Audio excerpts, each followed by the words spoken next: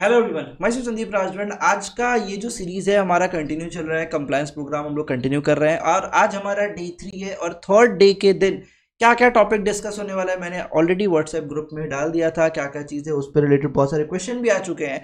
तो आज हम लोग वो सारे क्वेश्चन, बहुत सारे प्रैक्टिकल चीज़, हर एक चीज़ सीखेंगे। ये सीरीज पूरा प्रैक्टिकल एंड थ्योरेटिकल दोनों का कॉम्बिनेशन होगा। जो मैं अपने रेगुलर पेड कोर्स में हम लोग का जो भी रहता है उससे ही इंस्पायर्ड है, उससे ही रिलेटेड चीज़ें यहाँ पे भी रहेंगी। बट वो पूरा एक सेपरेट बंच बना के रखा हुआ है, मैं उसको डायरेक्ट कॉपी पेस्ट यहाँ पे नहीं कर सकता हूँ। इसलिए आप लोग के लिए सेपरेट रिकॉर्डिंग हो रही है हमारे। ये पूरा वीडियोस पब्लिकली अवेलेबल रहेगा, जो भी वीडियोस बनेगा यूट्यूब पे लाइव आएगा। बट शायद कुछ वीडियोस पहले मेंबर्स के लिए आए, हफ्ते भर बाद आप लोग के लिए भी पब्लिक हो जाएंगे। ठीक है, सबसे पहले तो अपने स्क्रीन पे चलते हैं। देखो, ये हमारा व्हाट्सएप का एक छोटा सा ग्रुप है। ठीक है, यूट्यूब डॉट कंप्लायंस करके। ठीक है, इसमें आपका अभी कुछ 135 मेंबर ऑलरेडी आ चुके हैं। ठीक है, जिसमें से दो तो एडमिन ही है, मैं ही, मतलब दो तो फ़ोन नंबर, एक मेरे ऑफिस का, एक मैं हूँ। तो 135 में से दो कम कर दो, 133 इन टोटल मेंबर आ चुके हैं। ठीक है, आप इस ग्रुप को ज्वाइन कर सकते हो बिकॉज समडे हम लोग day to face to face interact करेंगे, चाहे जूम मीटिंग में कर ले या फिर वीडियो पे लाइव भी आएंगे। तो जब अपने लाइव आएंगे तो उस टाइम तो आपको पहले यहाँ पे बता दूंगा कि भाई कब लाइव आने वाला हूँ। और जब अगर जूम मीटिंग के या फिर के थ्रू कभी पब्लिकली अपने इंटरेक्ट कर रहे हैं उस टाइम पे भी यहाँ पे लिंक वगैरह शेयर कर दूंगा। ठीक है, और आपको कोई भी क्वेश्चन कुछ पूछना हो तो आप वहाँ से डायरेक्ट पूछ सकते हो, क्योंकि यहाँ पे मैंने लास्ट वीडियो में देखो बोला था कि आपका अगर कोई भी क्वेश्चन है तो आप मेरे को डीएम कर सकते हैं इन चीज़ों से रिलेटेड। तो मेरे को बहुत सारे क्वेश्चन आए भी थे, 30-35 क्वेश्चन आए भी हैं आप लोग की तरफ से। First of all thank you for this. अब ये 30-35 क्वेश्चन के ऊपर बहुत लोग का प्रैक्टिकल प्रॉब्लम रिजॉल्व हो जाएगा। ठीक है, इससे 35 में से 25 क्वेश्चन ही मैंने पिक किए हैं बिकॉज वो क्वेश्चन अगर रिजॉल्व कर ले तो सारा ही सॉल्यूशन हो जाएगा। ठीक है, अब चलते हैं अपने क्या बोलते हैं उसको, क्वेश्चन आंसर के ऊपर।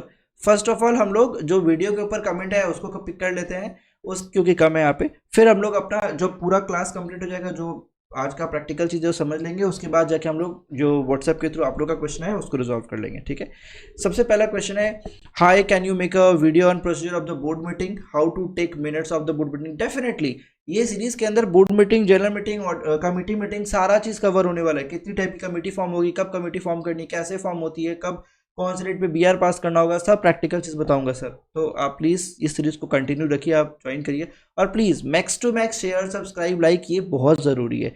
पता है, ये मोटिवेशन आता है कि वीडियोस बनाऊं। बिकॉज जब आपके थ्रू व्हाट्सएप पे क्वेश्चन आते हैं कि भैया प्लीज एक वीक में एक वीडियो डालो, मोटिवेशन मिलता है। तबीयत खराब है, मैं आज बैठा हूँ, मतलब एक वीक से मेरा तबीयत बहुत खराब है, अभी भी तबीयत खराब चल रहा है, ऊँट वगैरह पे पूरा छाला पड़ा है, अंदर जीभ में छाला पड़ चुका है, तो बोलने में भी दिक्कत हो रहा है, बट फिर भी दवा लगा के अपने बैठे हुए हैं यहाँ पे। ठीक है, तो प्लीज़ चैनल को सब्सक्राइब करिए, लाइक करिए, और आपको वीडियो देखते हुए कुछ भी रहा प्लीज़ कमेंट करिए। लाइक कुछ भी नहीं तो गुड लिख दो यार, कुछ कुछ तो कमेंट करो सो दैट अपने को मोटिवेशन आता है उससे।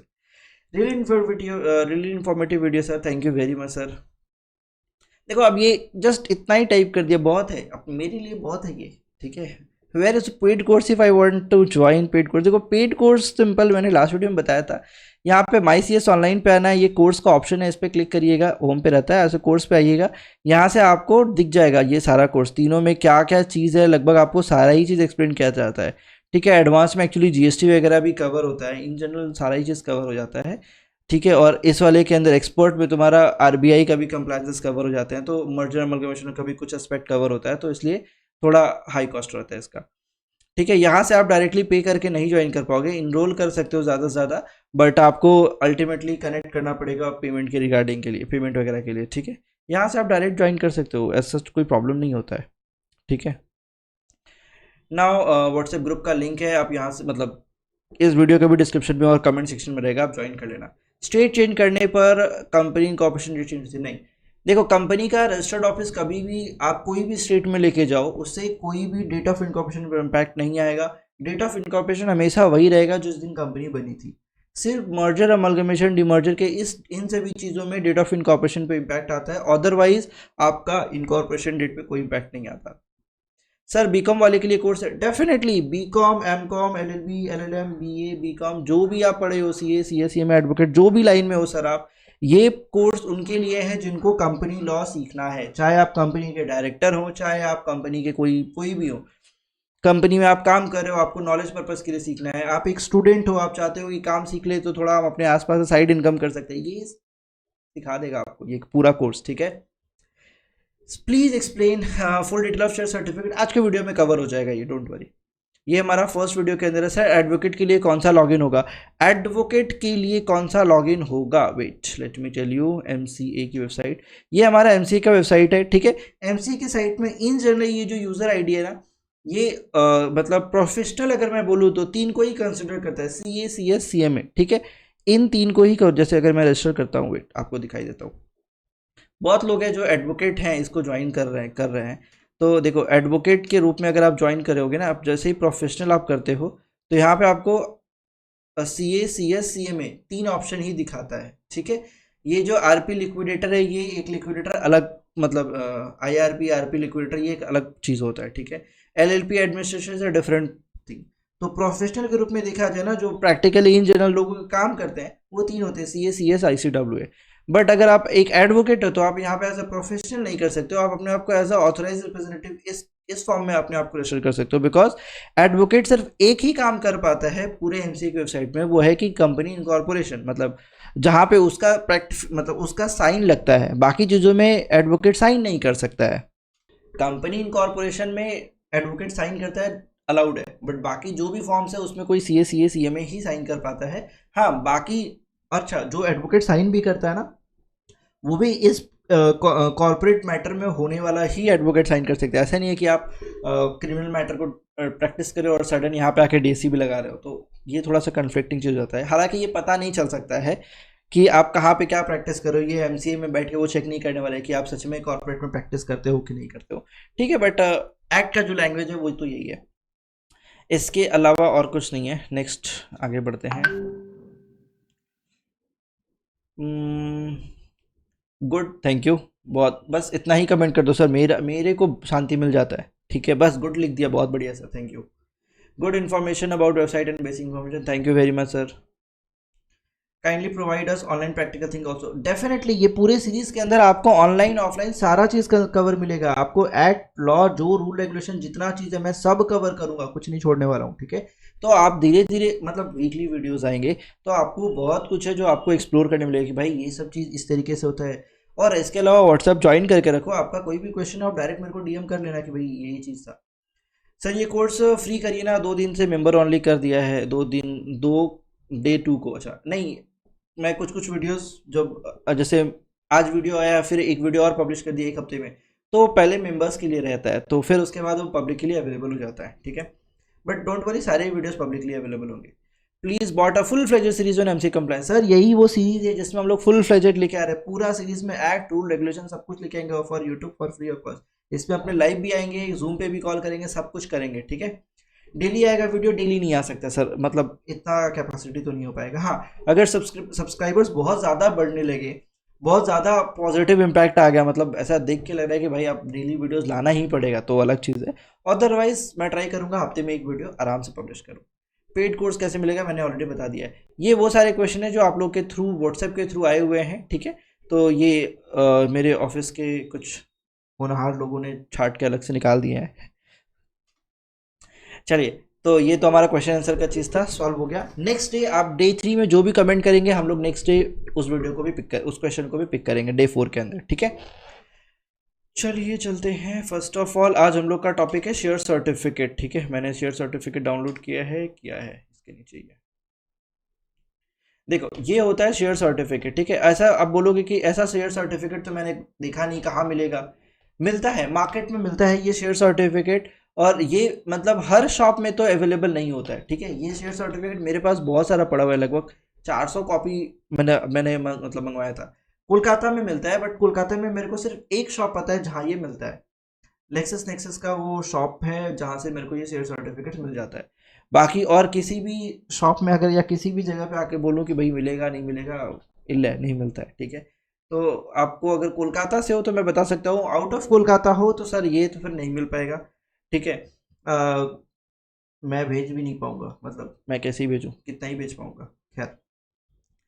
तो ये शेयर्स, अच्छा शेयर सर्टिफिकेट, अब मान लो आपके पास नहीं है, आपके पास कोई ऑप्शन नहीं है, ठीक है, तो क्या करोगे आप शेयर सर्टिफिकेट को एक नॉर्मल बॉन्ड पेपर पे, जो तो पेज थोड़ा मोटा होता है ना, उस पे भी आप प्रिंट कर सकते हैं, विच इज़ वेल कंप्लाइंट, कोई प्रॉब्लम नहीं है।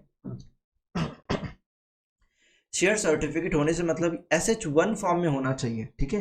फॉर्म नंबर SH1, एक्ट के अंदर लैंग्वेज बोला गया है कि आपका शेयर सर्टिफिकेट हमेशा SH1 फॉर्म में इशू होगा।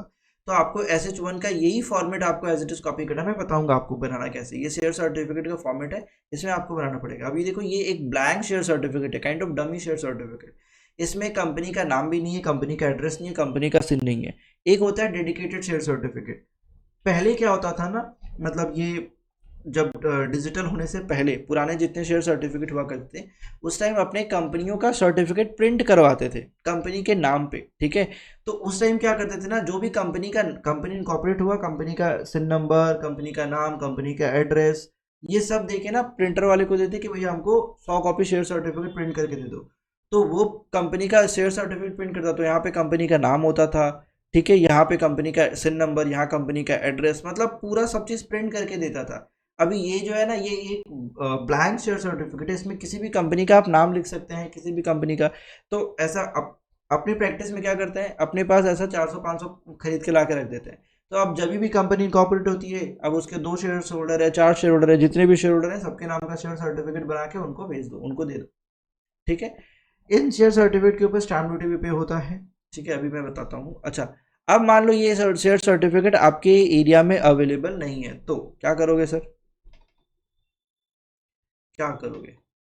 ये एक शेयर सर्टिफिकेट है जो आप चाहो तो प्रिंट कर सकते हो, ठीक है।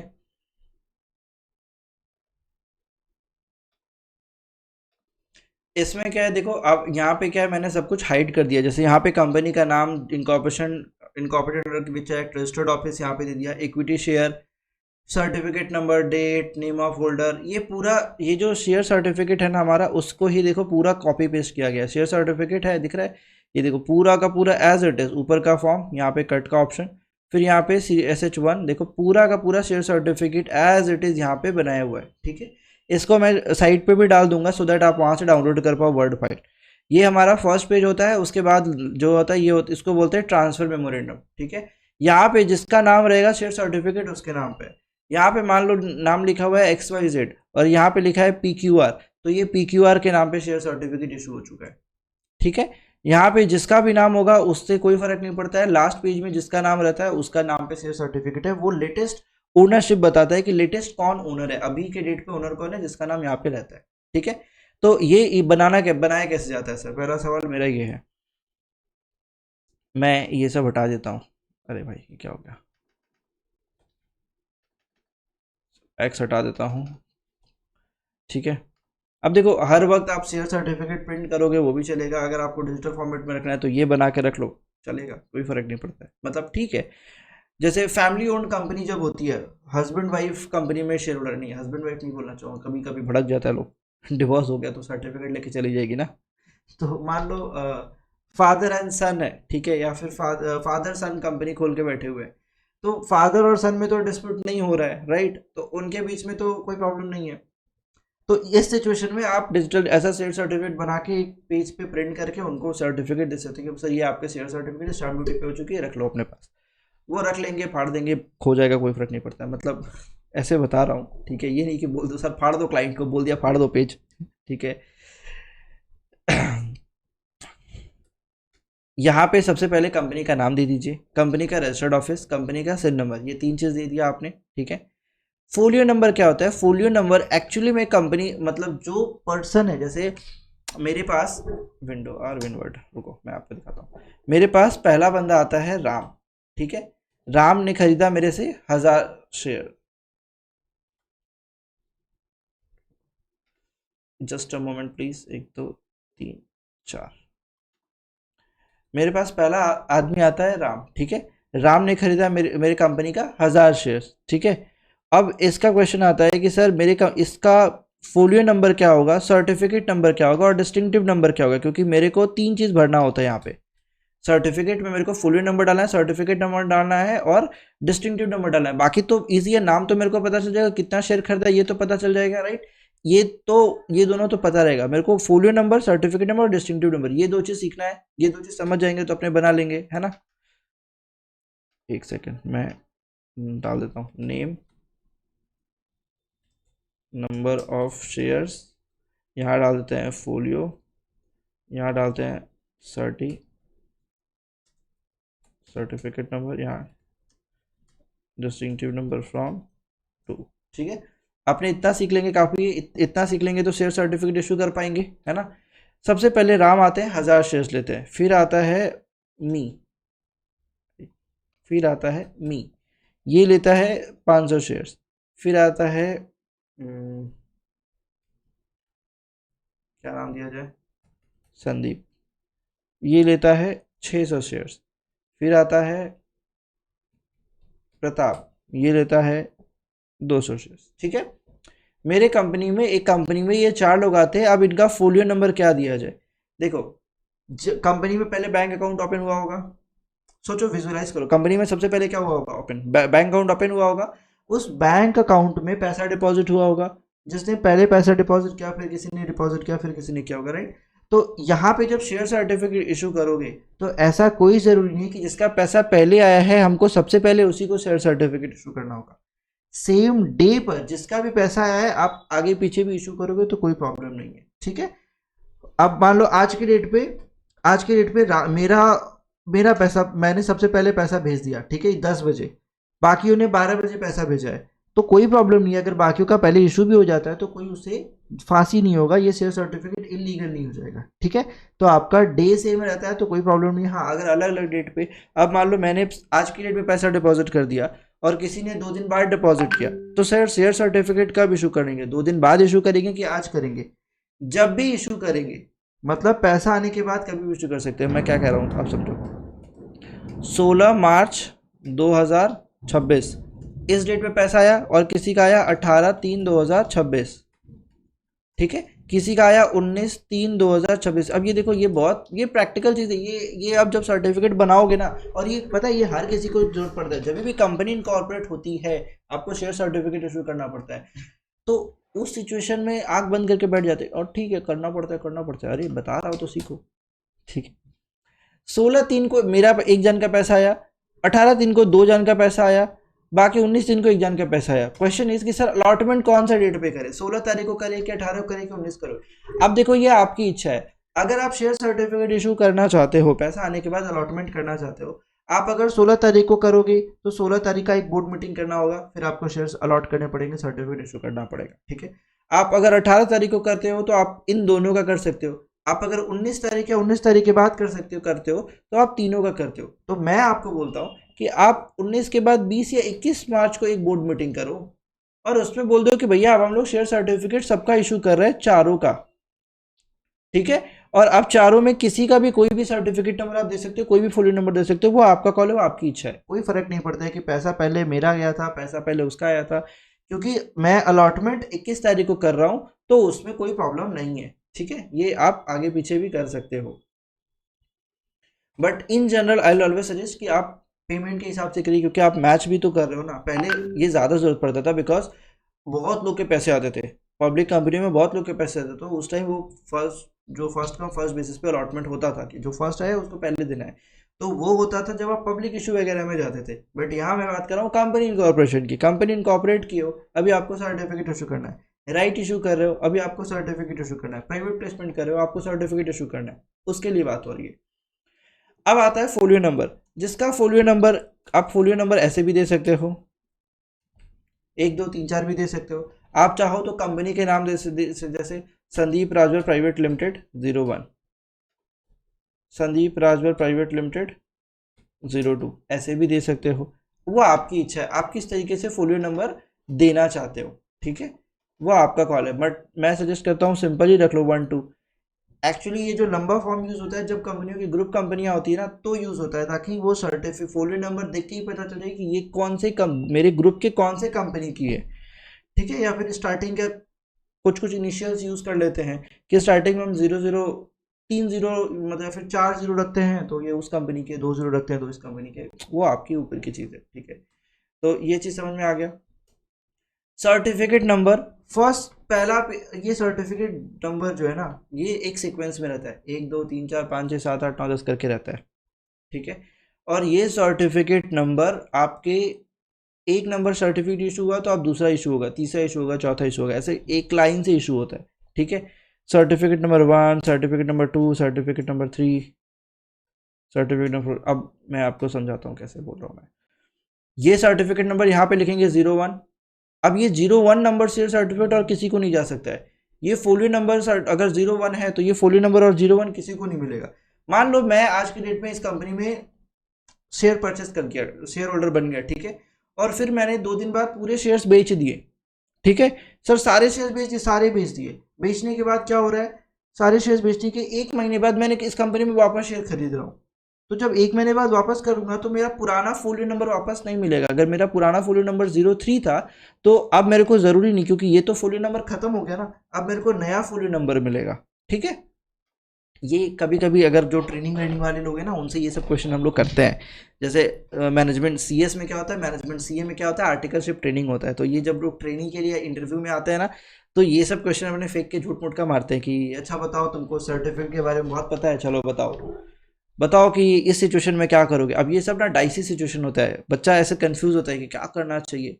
तो अपने को शक्ल देखिए पता चल जाता है कि इसको नहीं पता है, ये एक तुक्का मारने वाला है। और हम लोग ये प्रेडिक्ट करते हैं अगर कैंडिडेट अच्छा है, मतलब बाकी चीज़ों में अच्छा है, तो हम ये चाहते हैं कि वो सही जवाब दे दे। हल्का सा भी सही बोले अपने बोलेंगे हाँ यू आर राइट। समझ में आया? ऐसे शक्ल देख के पता चल जाता है मेजोरिटी टाइम कि उसको आंसर नहीं पता है, ना पता है, ठीक है। अब आता है डिस्टिंक्टिव नंबर। अब ये होता है इंपॉर्टेंट पार्ट।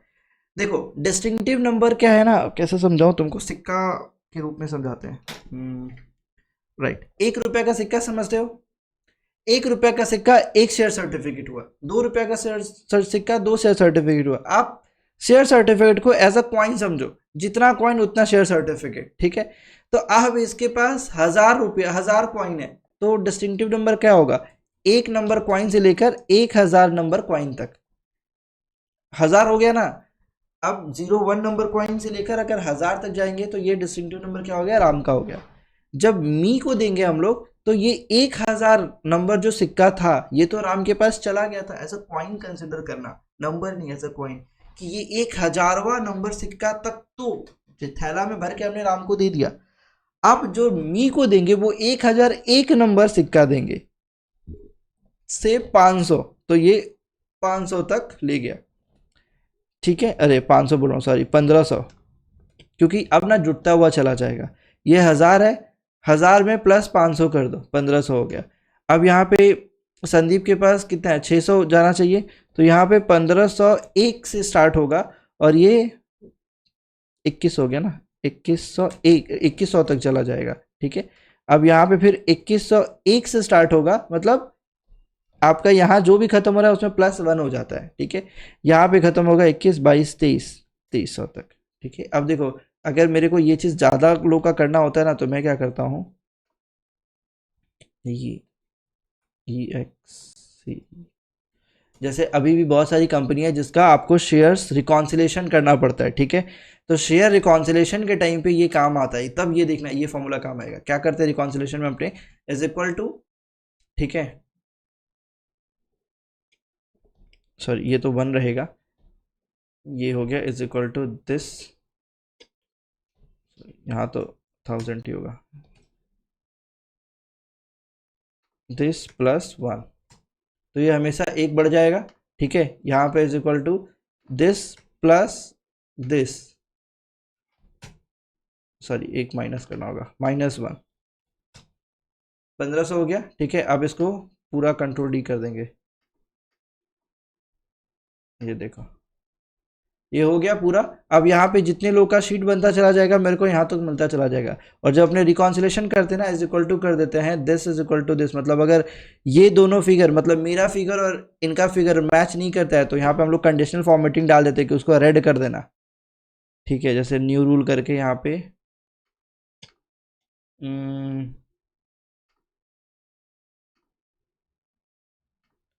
फिल करके बोल दिया रेड कर देना, ओके। तो इस तरीके से कंडीशनल फॉर्मेटिंग करते हैं। अब यार तुम लोग को कैसे बताऊँ, खैर छोड़ो, मतलब इस वाले टैब को हमको रेड करना चाहिए था, हम यहाँ वाले को क्लिक कर दिए, अब वापस से मेहनत नहीं करूँगा। तो ये तुमको समझ में आएगा डिस्टिंक्टिव नंबर कैसे फिट होता है। अब मैं शेयर सर्टिफिकेट पे जाऊँगा, राम का सर्टिफिकेट बना रहा हूँ, तो यहाँ पे लिखूंगा इसका नाम राम, ठीक है। इनका फोलियो नंबर क्या है भाई? फोलियो नंबर इज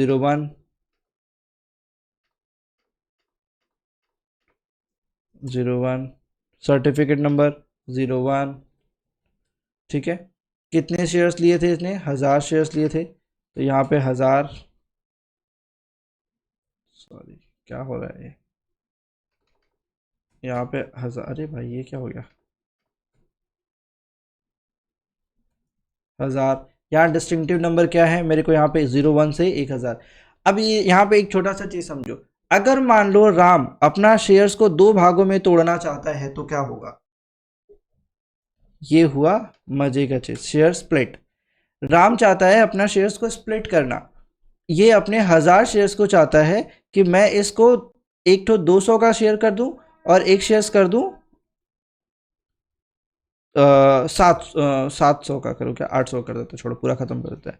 2 शेयर्स करना चाहता है, एक ये राम के नाम पे रहेगा 200 और एक राम के नाम पे रहेगा 800। ये चाहता है 200 वाला शेयर सर्टिफिकेट किसी और को बेच देना, ठीक है। तो इसको बोलते हैं स्प्लिट करना। स्प्लिट कैसे करेंगे? 200 का शेयर सर्टिफिकेट है सर, ठीक है, तो फोलियो नंबर क्या होगा? राम का ही रहेगा, क्योंकि फोलियो नंबर चेंज नहीं होगा, राम के पास ही रहेगा, दोनों फोलियो नंबर राम का ही रहेगा, 0101। सर्टिफिकेट नंबर क्या होगा? अब ये सर्टिफिकेट नंबर टूट जाएगा 1A एंड 1B के अंदर, टूट गया। ये शेयर सर्टिफिकेट आपको फाड़ के फेंक देना है, फाड़ना मतलब आपको अपने पास कंपनी के पास सरेंडर हो जाएगा। ये सर्टिफिकेट टूट गया, ठीक है। और यहाँ पे आ गया 200 और 800, यहाँ पे फोलियो नंबर सेम रहेगा क्योंकि राम का फोलियो नंबर 01 है, तो दोनों में 1 रहेगा। सर्टिफिकेट नंबर A और B हो गया। क्वेश्चन आता है अब डिस्टिंक्टिव नंबर क्या होगा? डिस्टिंक्टिव नंबर, मैक्सिमम राम के पास कितना सिक्का है सर? 1000, तो 1000 सिक्का से ज्यादा तो पार कर ही नहीं सकते हम, ठीक है। तो इसके पास चला जाएगा 01 से 200 और 201 से लेकर 1000 तक खत्म। तो राम के पास टोटल 1000 सिक्का था, 1000 सिक्का में 200 सिक्का इसका सर्टिफिकेट नंबर 1 पे आ गया, 1A पे आ गया, और बाकी का इनका गैप कितना होगा? इनका गैप करेंगे तो 800 ही सिक्का ही बचेगा। ये 800 सिक्का किसके पास चला गया? सर्टिफिकेट नंबर 1B में चला गया, ठीक है। अब जब भी इस तरीके का कुछ भी सर्टिफिकेट आप स्प्लिट करोगे तो प्रैक्टिकली आपको यहाँ पे लिखना पड़ता है कि share certificate number dash split into 2 part, certificate number 1A and 1B। It's a compliance, आपको लिखना पड़ेगा। अगर डुप्लीकेट इशू हो रहा है तो आपको यहाँ पे लिखना पड़ेगा duplicate share certificate has been issued, यहाँ पे डुप्लीकेट मार्क होना चाहिए, ये डुप्लीकेट का रबर स्टैंप आपको लगाना पड़ेगा। It's a basic thing, basic compliances, but yes essential है, ठीक है। देखो तुमको इतना डिटेल शेयर सर्टिफिकेट का कंप्लायंस आज तक कोई सिखाया है? तुम खुद दिल पे हाथ रख के कसम खा के बोलना, आपने अगर कहीं भी पढ़ाई भी की है सर, खुद बताओ आपको ये सारी प्रैक्टिकल चीज इतना इन डेप्थ में जाके किसी ने बताया है? नहीं बताया ना, तो एक लाइक करने में क्या जाता है, आपको सब्सक्राइब करने में क्या बिगड़ा है? शेयर करिए, कमेंट करके बताइए कि भैया इतना इन डेप्थ तो किसी ने नहीं बताया था, ठीक है। अब यहाँ पे ईच शेयर्स कितने के? आई थिंक 10 के ही होंगे, अगर नहीं है तो आप अपने हिसाब से मॉडिफाई कर लेना, ठीक है। Next question and very important practical, sign कौन करेगा सर? देखो बहुत पिद्दी सा लग रहा है ना, अरे डायरेक्टर ऑथराइज सिग्नेटर, साइन तो लिखा है, क्या फर्क पड़ता है? कंपनी में 4 डायरेक्टर है, कौन डायरेक्टर साइन करेगा? बोर्ड रेजोल्यूशन पास होता है, कौन डायरेक्टर साइन करेगा? बीआर में, अगर बीआर में लिखा हुआ है कि एनी 2 डायरेक्टर कैन साइन, मतलब बोर्ड मीटिंग, देखो कंपनी का इंटरनल मैटर है, कोई भी 2 डायरेक्टर अगर चाहे तो कोई भी 2 डायरेक्टर साइन कर सकता है, उसके उसके लिए उसके फेवर में एक बोर्ड रेजोल्यूशन पास करना पड़ेगा। ये मैं सिखाऊंगा जब बोर्ड मीटिंग हम सीखेंगे ना, उस टाइम बीआर कैसे पास करना होता है, बीआर कैसे बनाना पड़ता है, इवन एआई का यूज करके आप कैसे बीआर बना सकते हो, वो सब मैं आपको बता दूंगा, ठीक है। और बाकी ड्राफ्ट कहाँ अवेलेबल होता है सब कुछ आपको बता दूंगा। तो यहाँ पे जनरली 2 डायरेक्टर साइन करते हैं, यहाँ कोई प्रॉब्लम नहीं है। क्वेश्चन आता है कि सर स्टैंप लगेगा कि नहीं? 100% स्टैंप लगेगा। जब डायरेक्टर का स्टैंप करोगे तो डायरेक्टर का स्टैंप करके आपको लगाना पड़ेगा, डायरेक्टर का स्टैंप एंड साइन। कंपनी का अगर राउंड स्टैंप है तो राउंड स्टैंप आपको लगाना पड़ेगा। मेरा आवाज थोड़ा डिस्टर्बिंग लग सकता है बिकॉज छाला पड़ा हुआ है ओठ पे, जीभ में थोड़ा, ठीक है, तो थोड़ा डिस्टर्बिंग आवाज हो सकता है, बट आई थिंक कि आपको कोई प्रॉब्लम ना हो। सेक्रेटरी एंड ऑथराइज सिग्नेटरी, यहाँ पे साइन कौन करेगा? अब यहाँ पे क्वेश्चन आता है कि सर सेक्रेटरी तो कंपनी में अपॉइंटेड नहीं है, ऑथराइज रिप्रेजेंटेटिव तो कोई है नहीं, क्योंकि कंपनी आज के डेट पे बनी है, नया नया कंपनी बनते ही कहाँ से किसको साइन करेंगे? यहाँ पे भी कोई भी डायरेक्टर साइन कर सकता है। अगर कंपनी में सिर्फ 2 डायरेक्टर है तो दोनों डायरेक्टर यहाँ पे साइन करेगा, और वही दोनों में से कोई एक डायरेक्टर यहाँ पे भी अपना इनिशियल साइन कर देगा, वेल कंप्लाइंट है। ठीक है, यहाँ पे किसी स्टैम्प का जरूरत नहीं है, कोई जरूरत नहीं है, आप जस्ट सिग्नेचर कर दो सर, चलेगा। बट डायरेक्टर में तो डायरेक्टर स्टैम्प लगेगा। अगर आपके पास ऑथराइज सिग्नेटरी का स्टैम्प है तो आप लगा के फिर ऐसा वहाँ पे ऑथराइज सिग्नेटरी करके भी अपने आप को साइन कर सकते हो, वो भी डायरेक्टर ही करता है। सेम यहाँ पे भी देखो, दोनों डायरेक्टर का साइन यहाँ पे आपका ऑथराइज सिग्नेटरी का साइन है। ठीक है, तो ये आपका तीनों साइन हो गया। डेट ऑफ इशू, किस दिन इशू हो रहा है वो आपको डेट डालना है। ये बाकी चीज आपको कोई प्रॉब्लम नहीं आएगा। स्टैम्प ड्यूटी कैसे पे करना है वो भी अभी मैं बताऊंगा।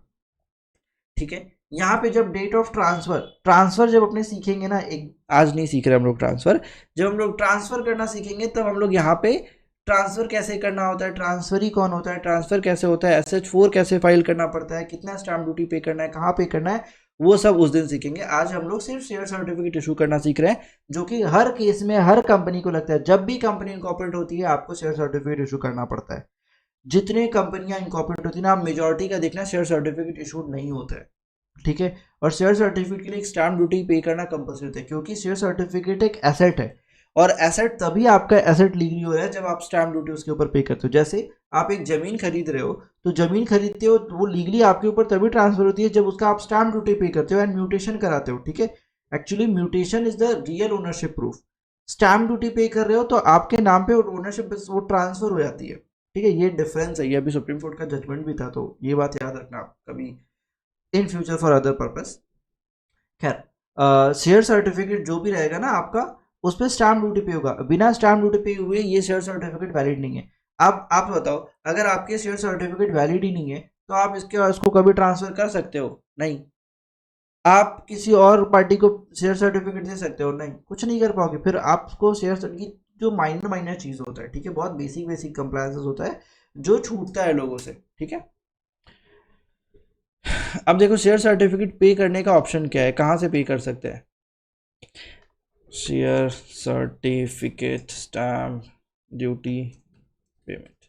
देखो कुछ कुछ स्टेट में ये बहुत अच्छे से काम करता है, जैसे ई स्टैंपिंग यहाँ से आप कर सकते हो। ठीक है, यहाँ पे आप अपना आईडी बना के आराम से यहाँ से भी पे कर सकते हो। लेकिन एक बात याद रखना, हर स्टेट का आप यहाँ से पे नहीं कर पाते हो। ठीक है, स्टॉक होल्डिंग से गवर्नमेंट ऑफ इंडिया की है, यहाँ से हर स्टेट के लिए नहीं अलाउड है। बहुत सारे ऐसे भी अभी स्टेट हैं जिनका आपको अवेलेबल नहीं होता है, तो आपको वो कहाँ से मिलेगा? वो आपको कोर्ट से मिल जाएगा। ठीक है, कोर्ट या फिर जो भी वेंडर होते हैं वहाँ से आपको लेना पड़ता है, अदरवाइज और कोई ऑप्शन नहीं, आपको पे करना ही पड़ेगा। ठीक है, ई स्टैंपिंग आप कर सकते हो ईजिली। यहाँ पे आप देखो लॉगिन करने में थोड़ा प्रॉब्लम होता है। यहाँ पे भी मेरा लॉगिन लास्ट कब किया था, एक हफ्ते या 15 दिन पहले किया था, तो मेरे पास पासवर्ड नहीं है, ऑफिस में किसी ने पासवर्ड चेंज किया था। अभी मैं इस टाइम तो फ़ोन नहीं करने वाला, क्योंकि फ़ोन कोई उठाएगा भी नहीं। ठीक है, झूठ मूठ का बेइज्जती होगा। तो आपको स्टॉक होल्डिंग के साइट पे आना है। देखो यहाँ से स्टार्ट ड्यूटी पे करने मेरे को नहीं लगता कोई प्रॉब्लम होगा। आप लॉगिन करोगे आपको मिल जाएगा, ऑप्शन आपको इजीली अवेलेबल हो जाता है। ठीक है, अब यहाँ पे लॉगिन करने का मतलब मेरा क्रेडेंशियल्स भी पब्लिकली व्यू हो जाएगा। ठीक है, तो मैं वो दिखाना नहीं चाहता। ठीक है, चलो आगे बढ़ते हैं। देखो शेयर सर्टिफिकेट से रिलेटेड तो सारा चीज़ हम लोग सीख गए हैं। ट्रांसफ़र कैसे करना है जब हम लोग सीखेंगे, जिस दिन जब हम लोग आगे वाले क्लासेस में जब हम लोग ट्रांसफ़र करना सीखेंगे, तो यहाँ पे हम लोग इसको भरना सीखेंगे। ठीक है, इसमें कोई भी अगर आपका अभी भी डाउट रहता है, मैंने कोशिश किया आपका कोई डाउट ना बचे। ठीक है, फिर भी अगर कोई डाउट बच जाता है तो आप बताइएगा। अच्छा, एक छोटा सा डाउट रह सकता है, ये ऊपर का हिस्सा ना फाड़ के कंपनी के पास रख लेते हैं और नीचे का हिस्सा ही देते हैं सर्टिफिकेट में। ठीक है, तो अगर आपका कोई डाउट रह जाता है तो आप प्लीज़ कमेंट करके पूछ लीजिएगा, या फिर वीडियो यहाँ तक समझ में आया तो प्लीज़ कमेंट करके बोलिएगा कि भैया अच्छा लगा, समझ में आया है। ठीक है, शेयर सर्टिफिकेट से रिलेटेड इतना चीज़ मैंने बताया आपको। अब आप इसी से सोच लो कितना इन डेप्थ एक्सप्लेनेशन जाएगा ये कोर्स के अंदर। ठीक है, अब हमारा नेक्स्ट जो क्वेश्चन था sir, MOA and AOA changes के ऊपर, right? Memorandum of association change और आर्टिकल ऑफ एसोसिएशन, इनको कैसे चेंज कर सकते हैं सर? इनको चेंज करने का एक सेकेंड, ये हमारा एमओए है जो कि हम लोग लास्ट क्लास में भी हम लोग देखे थे, मेमोरेंडम ऑफ एसोसिएशन। देखो ये वीडियोस मतलब ग्रुप के अंदर बहुत सारे ऐसे चार्टर्ड अकाउंटेंट भी मैंने देखे जिन्होंने ज्वाइन किया है। सर आप कभी भी किसी कंपनी का ऑडिट करिए, ठीक है, तो प्लीज़ एक बार उसका एमओए से ज़रूर चेक करिए कि उसकी ऑब्जेक्टिव उसको सपोर्ट कर रही है कि नहीं। ऐसा बहुत बार मैंने देखा है कि कंपनी का स्टैट्यूटरी ऑडिट हो जाता है, कंपनी का स्टैट ऑडिट कंप्लीट हो गया है और कंपनी किसी ऐसी एक्टिविटी में पैसा लगा रही है जो एक्टिविटी उसका एमओए अलाउ ही नहीं कर रहा है, ठीक है, उसके एमओए में ऐसा कोई क्लॉज है ही नहीं, और उसके बाद भी कंपनी वो एक्टिविटी कर रही है और उसके बाद भी उसका बुक्स ऑडिट हो रहा है, सब कुछ वेल कंप्लायंस चल रहा है, जस्ट बिकॉज ये कंप्लायंसेस नहीं है, it's a strict non compliance, और इसके लिए स्ट्रिक्ट एक्शन हो सकता है किसी के भी ऊपर, वो प्रोफेशनल भी हो सकता है, वो कंपनी भी हो सकता है। रीजन, कोई भी एक्टिविटी जो एमओए के अंदर नहीं लिखा है, इट्स अ अल्ट्रा वायलेशन, ठीक है, मतलब ये kind of non compliance, illegal activity हो गया, ठीक है। कंपनी के ऑब्जेक्टिव में लिखा ही नहीं है, कंपनी उस चीज के लिए बनी नहीं है, तो कंपनी वो काम कर कैसे रही है, ठीक है। मेमोरेंडम ऑफ एसोसिएशन आपको ये बताता है कि कंपनी काम क्या करेगी, ठीक है।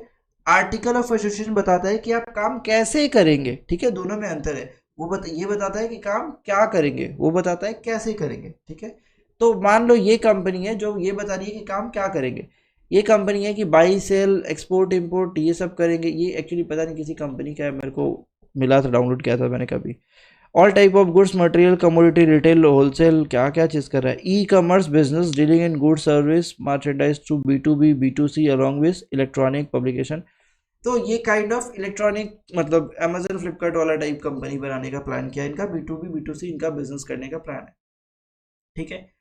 अब मान लो इस कंपनी में, इस कंपनी के अंदर ये लोग प्लान कर ले कि हम लोग फ्लिपकार्ट अमेजन पे तो काम करते हैं, हम लोग एक काम करेंगे, जैसे इंटरनेट मार्केटिंग इसके अंदर कवर किया हुआ है, इसके अंदर लॉजिस्टिक भी कवर किया हुआ है, इसके अंदर इलेक्ट्रॉनिक पब्लिशिंग भी कवर किया हुआ है, ठीक है। पेमेंट गेटवे प्रोवाइड करेगा, along with providing payment gateway भी ये लोग प्रोवाइड कराने का बात किया है।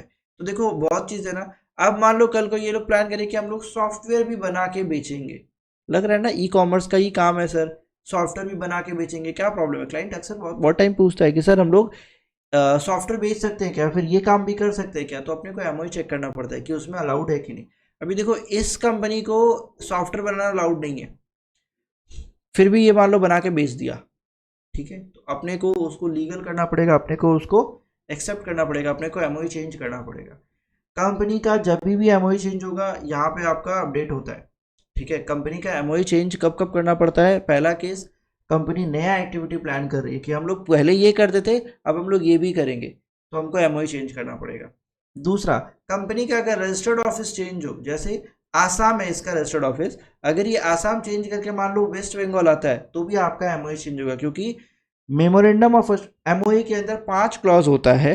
नेम क्लॉज, ऊपर में नाम लिखा होगा, एड्रेस क्लॉज कौन से स्टेट का है, मेन ऑब्जेक्टिव, ठीक है, ये वाला जो मेन ऑब्जेक्टिव है आपका, उसके साथ साथ यहाँ पे आता है ये authorise capital, capital clause, total capital कितना होगा, लास्ट आता है आपका सब्सक्रिप्शन क्लॉज, ठीक है, कितना कौन कौन सब्सक्राइब कर रहा है, name address details and occupation यहाँ पे आपको मिलता है। तो यहाँ पे सबसे पहले ये जो क्लॉज है इसके अंदर मतलब मेन क्लॉज है, ये आपको बताता है कि कंपनी क्या क्या काम कर सकती है, ये आपको यहाँ से दिख गया। एडवर्टाइजिंग करना अलाउड है। अब देखो एडवर्टाइजिंग, इंटरनेट मार्केटिंग, अगर ये सिर्फ एडवर्टाइजिंग वर्ड भी यूज कर लेता तो इस advertising word is a broader work, ठीक है। अब जैसे ये प्रिंट एडवर्टीजमेंट है, छोड़ो, सिर्फ एडवर्टीजमेंट यूज करता तो ब्रॉडर टर्म आ जाता है, एडवर्टीजमेंट ऑनलाइन ऑफलाइन दोनों कवर कर लेता। अब यहाँ पे क्या है, सिर्फ हर एक चीज एक्सप्लेन किया गया, तो विच इज गुड, कोई प्रॉब्लम नहीं है। आप ज़्यादा आप एलेबोरेट करो तो भी प्रॉब्लम नहीं है, बहुत ब्रॉडर पे रहोगे तो भी चलेगा, लेकिन बहुत ब्रॉडर पे रहने में दिक्कत क्या है ना, आप कहाँ तक कवर कर रहे हो कुछ पता ही नहीं चलता है, ठीक है। अब यहाँ पे सिर्फ ई कॉमर्स लिख देता तो भाई ई कॉमर्स तो बहुत दूर तक फैला हुआ है, क्या क्या चीज़ इसके अंदर कवर हो रहा है। एक सेकंड ना सॉरी, थोड़ा आवाज़ में प्रॉब्लम चल रहा है, शायद आवाज़ आपका टोन मेरा थोड़ा बोलते बोलते मतलब वॉइस चेंज हो गया होगा, may be last just pause किया कुछ देर के लिए। नेक्स्ट आगे बढ़ते हैं। ये हमारा एंसिलरी एक्टिविटी। अब देखो मेन एक्टिविटी हमेशा जब भी बैलेंस शीट बनता है ना, तो उसमें जो एक्टिविटी से इनकम हम लोग शो करते हैं कि मेन इनकम फ्रॉम ऑपरेशंस, वो हमेशा इसको सपोर्ट करना चाहिए, ठीक है, वो हमेशा मेन ऑब्जेक्टिव को सपोर्ट करना चाहिए। ऐसा नहीं हो कि वो एंसिलरी को सपोर्ट कर रहा हो तो भैया आपका कैसा मेन ऑब्जेक्टिव, भले वहाँ से पैसा कम आए ज़्यादा आए कोई फ़र्क नहीं पड़ता, बट आपका मेन ऑब्जेक्टिव से पैसा आना चाहिए। आपका पूरा पैसा अगर एंसिलरी ऑब्जेक्टिव से आता है तो कहीं ना कहीं आप एंसिलरी ऑब्जेक्टिव से ही पैसा कमा रहे हो, ठीक है। एनसीडी ऑब्जेक्टिव मतलब देखो अब इसमें क्या है, ऑल काइंड ऑफ थिंग, यहाँ पे इन जनरल बहुत कुछ लिखा रहता है, ठीक है, कि हमारे मेन बिजनेस को सपोर्ट करने के लिए जो काम किया जा सकता है हम लोग वो सारा सारा काम करेंगे, ठीक है। तो इसमें आप कुछ लोग 20-25 क्लॉज लगाते हैं, कुछ लोग 5-7 क्लॉज लिखते हैं, कुछ लोग ज़्यादा क्लॉज लिखते हैं।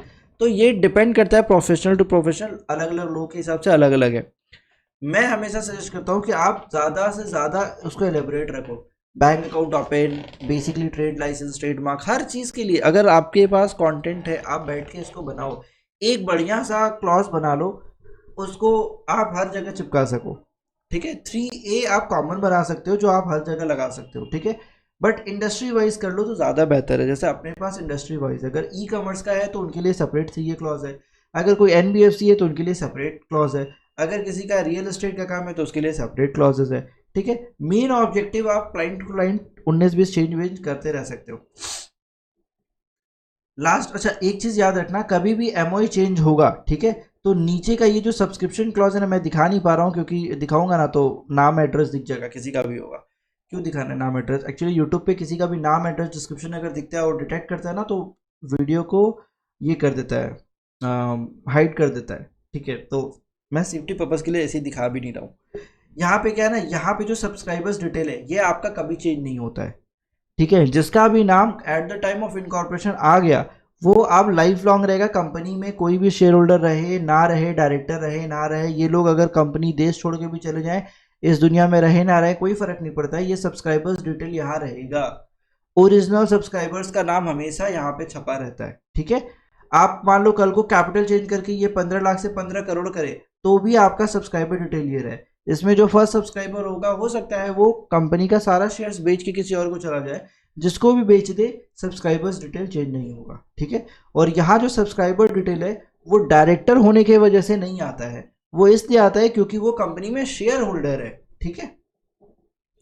चलिए, ये अब हम लोग को मान लो इस कंपनी का शेयर्स को हमको मतलब इसको अमेंड करना है, मेन ऑब्जेक्टिव को हमको अमेंड करना है, ठीक है। तो हम लोग कैसे अमेंड करेंगे, देखो आर्टिकल जो मैं एमओई को बताऊंगा वही सेम चीज़ आपका आर्टिकल के लिए भी जाएगा, ठीक है। यहाँ पे अपने पहले करते हैं लॉगिन।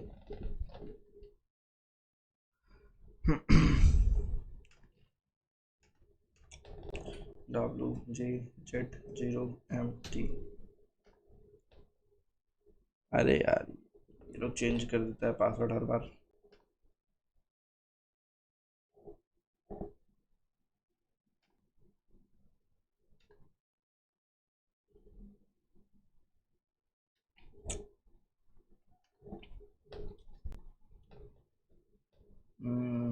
टीपी आया भाई,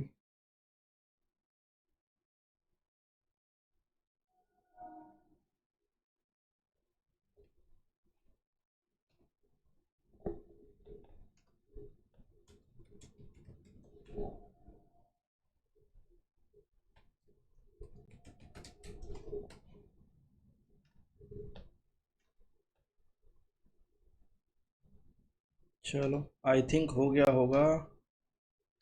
P0MUR,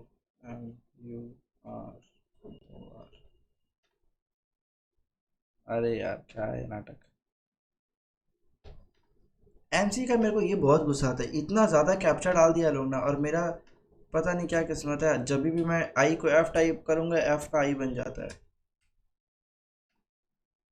हो जा लॉगिन, राइट, ये लॉगिन हो गया, ठीक है। अब हम लोग चलते हैं MCA सर्विसेज, कंपनी ई फाइलिंग, साइड हो जा भाई, अरे यार क्यों चला गया, कंपनी ई filing, compliance services, MGT 14, right. अभी देखो आपको MGT 14 फाइल करना है हम लोग को, क्यों फाइल करना है सर, अरे कंपनी का MOU चेंज कर रहा है। अभी देखो MGT 14 का पर्पस क्या है, change in registered office resulting for change in state with in जुडिक्शन etcetera etcetera, for altering memorandum of association in case of a change in name, registered office, object clause और change in authorise capital. तो आपका MOU ये MGT ये वाला form कब कब जाएगा, आपका MOU चेंज करना है तो एक्सेप्ट कब कब केस में, change in name, registered office, object clause, change in authorise capital, इसमें alteration of object clause, enhancement of, entrenchment of article, ये बताऊंगा अलग चीज़ है, ऑल्ट्रेशन ऑफ आर्टिकल, ठीक है। देखो ऑब्जेक्टिव चेंज करने का प्रोसेस क्या होता है, सबसे पहले तो हम लोग को एक बोर्ड मीटिंग करना पड़ेगा जिसमें हम लोग ये डिसाइड करेंगे कि अब हम लोग ऑब्जेक्टिव चेंज करेंगे, ठीक है।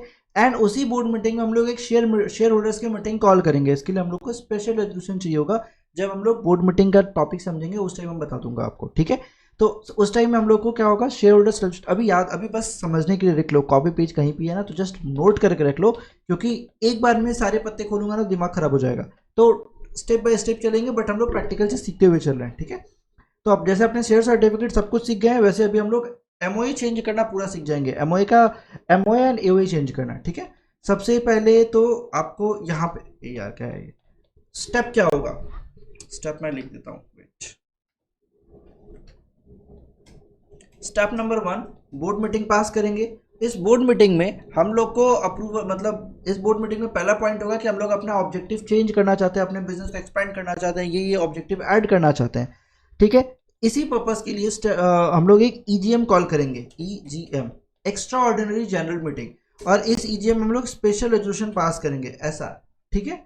इस ईजीएम के बाद नेक्स्ट विद इन 30 डेज, कितने सर, विद इन 30 डेज हमको फाइल करना पड़ता है MGT 14 form, sorry, with ROC, MGT 14 with ROC।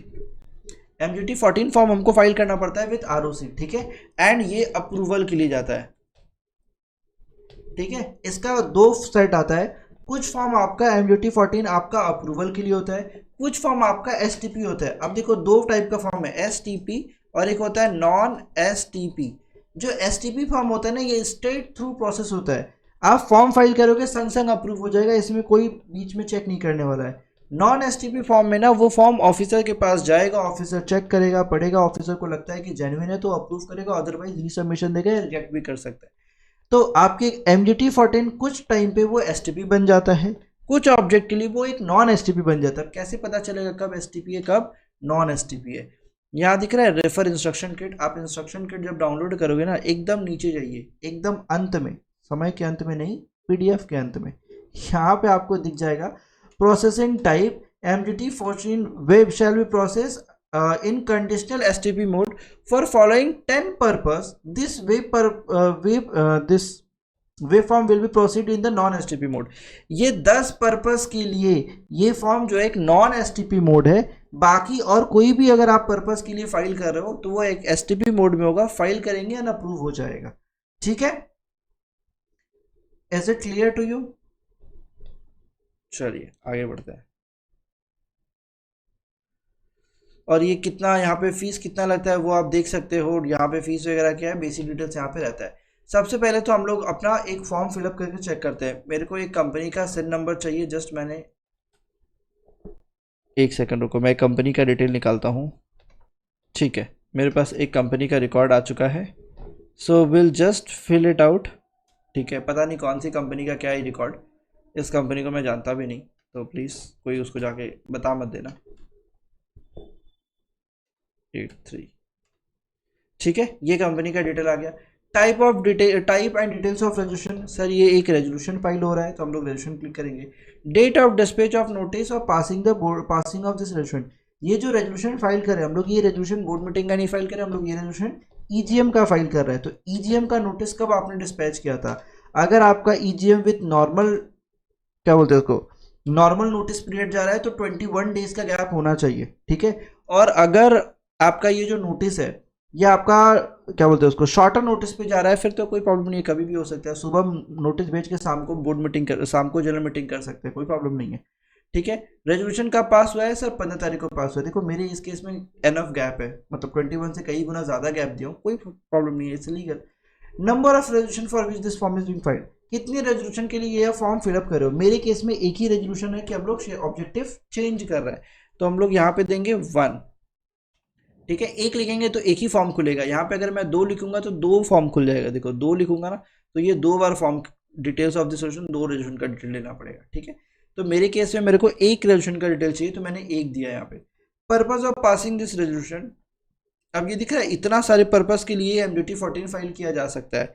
मेरा पर्पस क्या है? Alteration of objective clause. Alteration of objective का है भाई,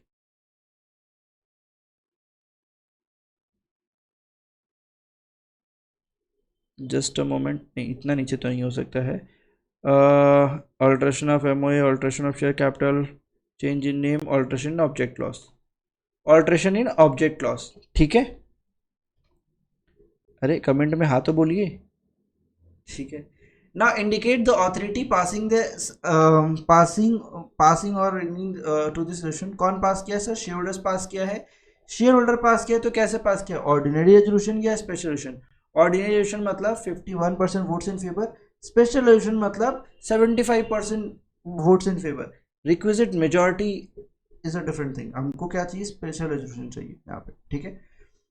क्या इस चेंज की वजह से कंपनी का कोई एक्टिविटी चेंज हो रहा है? कंपनी का लाइक इंडस्ट्री एक्टिविटी, लाइक जैसे कि कंपनी मान लो सॉफ्टवेयर कंपनी थी, रियल एस्टेट में जा रही है, क्या सॉफ्टवेयर टू रियल एस्टेट में अगर शिफ्ट कर रहे हैं तो यहाँ पे हमको इंडस्ट्री चेंज हो रहा है, तो इंडस्ट्री चेंज होगा तो यस करना पड़ेगा, फिर हमको एनआईसी कोड बताना पड़ेगी कौन से एक्टिविटी के अंदर जा रहा है। जैसे मान लो मैंने कंपनी बनाई है, क्या बोलते हैं उसको, ई कॉमर्स के लिए, ठीक है, और सडन मैं क्या कर रहा हूँ ना, ऑब्जेक्टिव चेंज करके उसको एनबीएफसी कर दिया, ठीक है।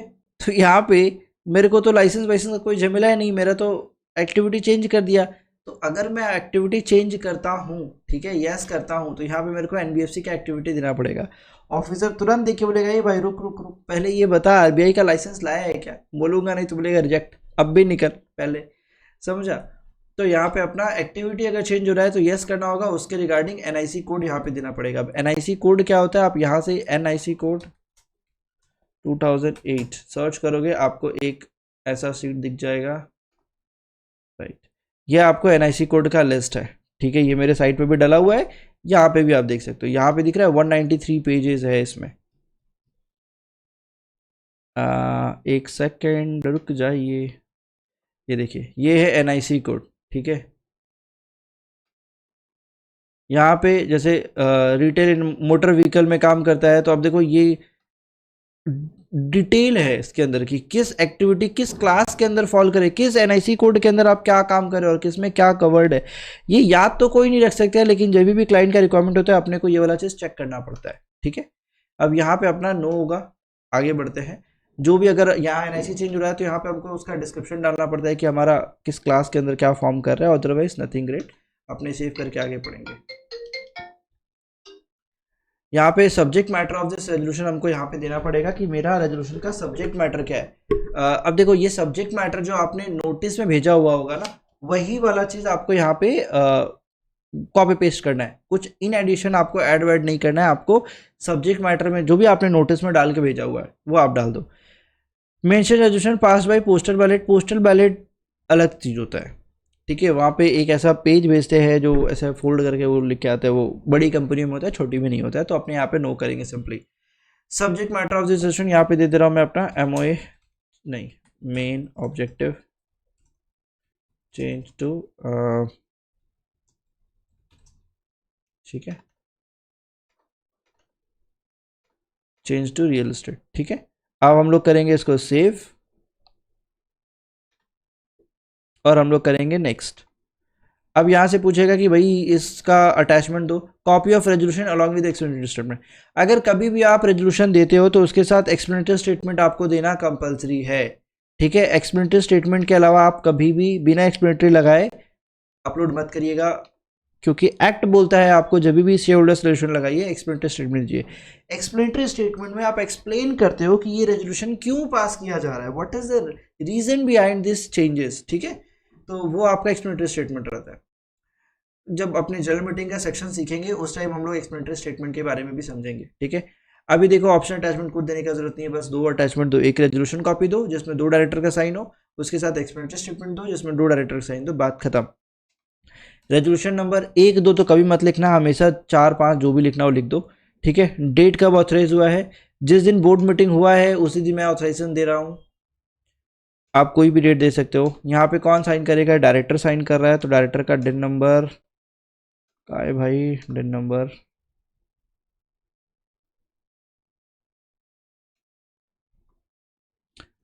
यहाँ सोच रहा हूँ एक परमानेंट कंपनी पकड़ लूँ, बट क्या है कि मैं अपने एक फ्रेंड की कंपनी सोचा था कि उसका लेके एक्सप्लेन कर दूंगा आपको। भाई वो बंदा बोल रहा है कि मेरा दोस्त ऐसे भरोसा नहीं करता है मेरा कंपनी का डिटेल पब्लिक मत कर, पता चला किसी दिन कोई गवर्नमेंट ऑफिसर चेक कर लिया और मेरे कंपनी के पीछे पड़ गया, ठीक है। खैर वो तो मजाक है। तो यहाँ पे इसलिए मैं रैंडम चेंज करता रहता हूँ हमेशा, कुछ ना कुछ अलग। यहाँ पे कोई भी प्रैक्टिसिंग प्रोफेशनल का आप साइन लगा दो, एसोसिएट फेलो जो भी है। नेक्स्ट करेंगे, ये नेक्स्ट हो जाएगा। अब नेक्स्ट करने के बाद हमको यहाँ पे लेकर आएगा, बोलेगा प्रोसीड टू ई एमओए या एओए। अगर एमओए है तो एमओए में लेके जाएगा, एओए है तो एओए में लेके जाएगा। अब हमको यहाँ से प्रोसीड टू ई एमओए या एओए। अब देखो ये फॉर्म डायरेक्ट हमको लिंक्ड फॉर्म इसको बोलते हैं। यहाँ से ये हमको सीधा एमओए के पास लेके चला जाएगा कि अब तो आप INC 33 फिलअप करो।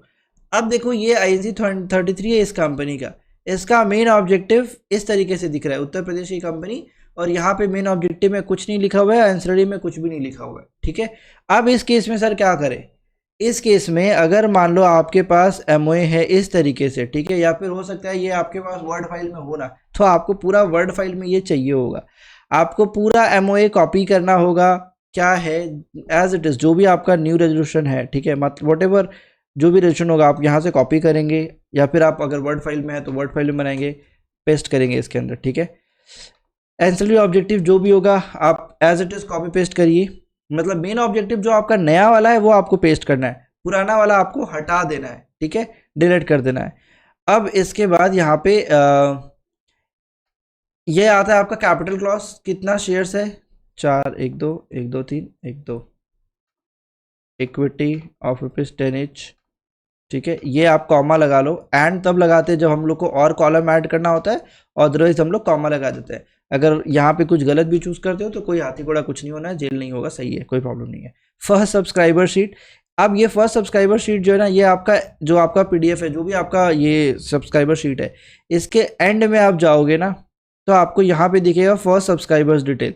ये वाला जो पेज दिख रहा है, page number 7, last page number, ये वाला पेज को आप सेपरेट कर लो, PDF करके निकाल लो, ठीक है।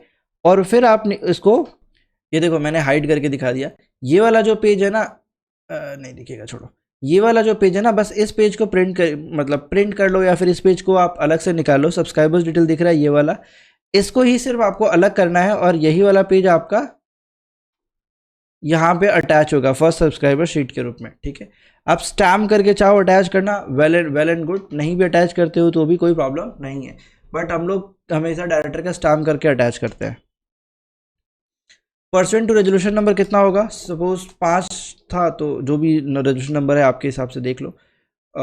मेरा फर्स्ट, ठीक है। अब यहाँ पे अमेंडमेंट क्या हुआ है, has been adopted in the memorandum, क्या अमेंडमेंट हुआ है, ये हम यहाँ पे अमेंडमेंट हम as it is copy paste करेंगे। जो भी हमारा अमेंडमेंट हुआ है वो हमको यहाँ पे कॉपी पेस्ट करना पड़ेगा। मतलब जो ऊपर में हम लोग डाले हुए हैं, ठीक है, वो तो डला हुआ है, चेंजेस क्या हुआ है यहाँ पे हम लोग डाल देंगे अपना, कि भाई हम लोग का ये वाला चेंजेस हुआ है, ठीक है, नया अमेंडमेंट यहाँ पे। एक्चुअली रीजन क्या है, जब ऑफिसर को चेक करना होगा ना, वो सीधा सीधा ये चेक करेगा कि भाई क्या चेंज कर रहा है ये लोग, ठीक है।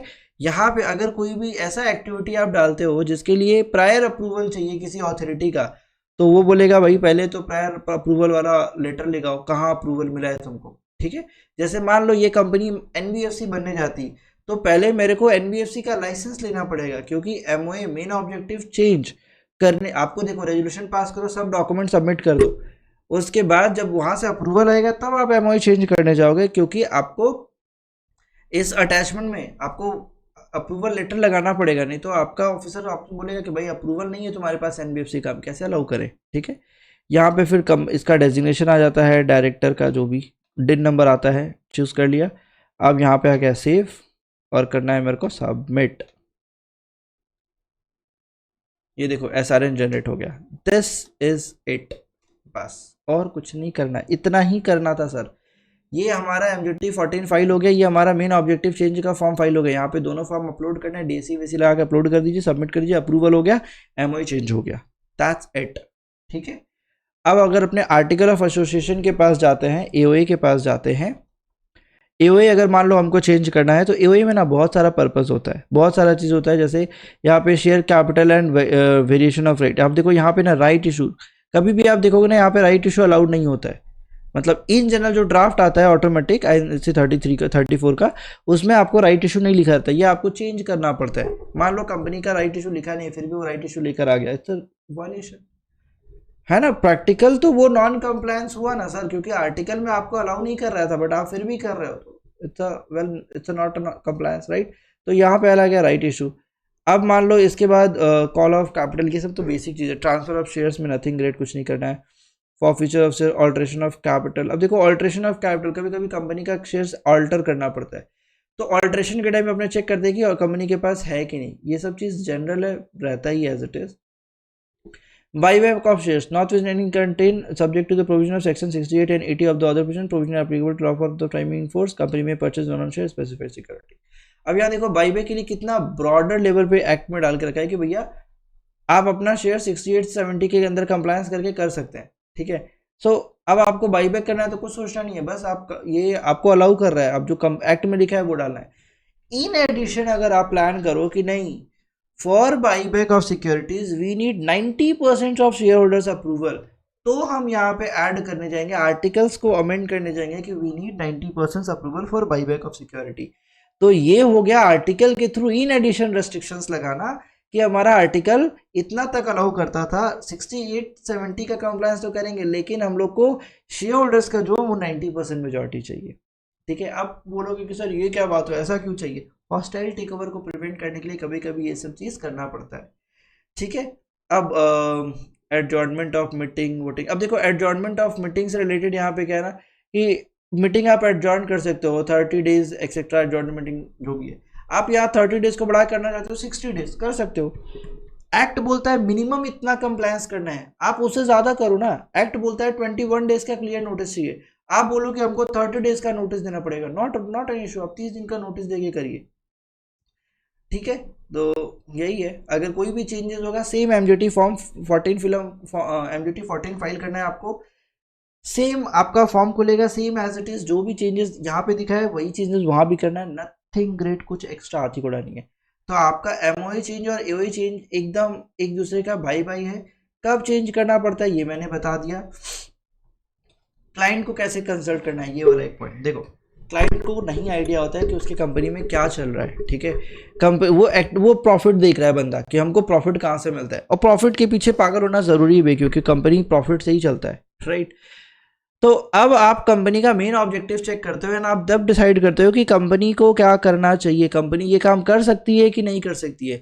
मेन ऑब्जेक्टिव देख के आप बता सकते हो कि सर ये काम आपको करना है कि नहीं। अगर नहीं करना है तो आप सिंपली आप उसे चार्ज करिए और आपको एमओए चेंज करना होगा, सिंपल।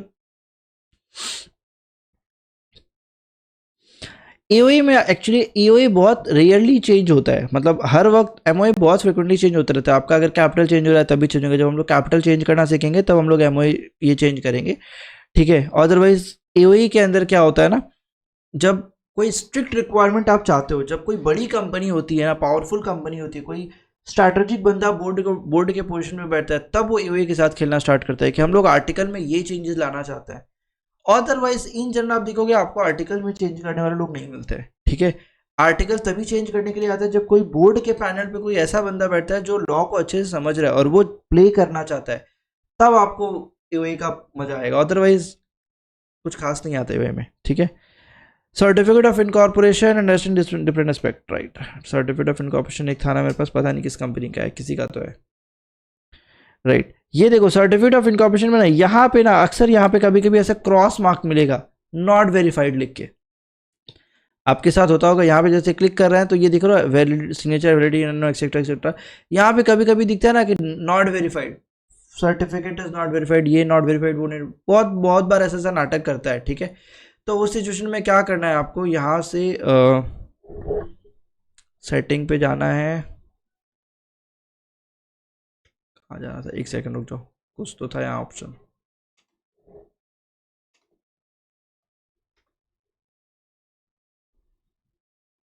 पीडीएफ के अंदर ही था। यहाँ से अपने को क्या करना होता है ना, जो सिग्नेचर है उसको वैलिडेट करना पड़ता है कि ये सिग्नेचर ट्रस्टेबल सिक्योर ट्रस्टेड है। Signature property validate signature,